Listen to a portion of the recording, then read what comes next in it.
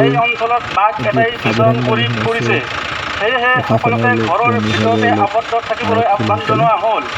বন বিভাগৰ লোকে বাঘটো ধৰিবলৈ চেষ্টা অব্যাহত ৰাখিছে ধন্যবাদ শ্ৰদ্ধেয় ৰাইজ এটি ঘোষণা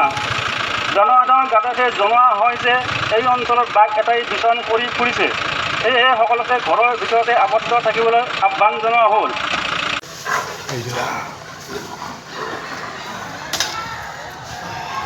আৰু দেখিলে এয়া যিধৰণে ঘোঁৰাটোৱে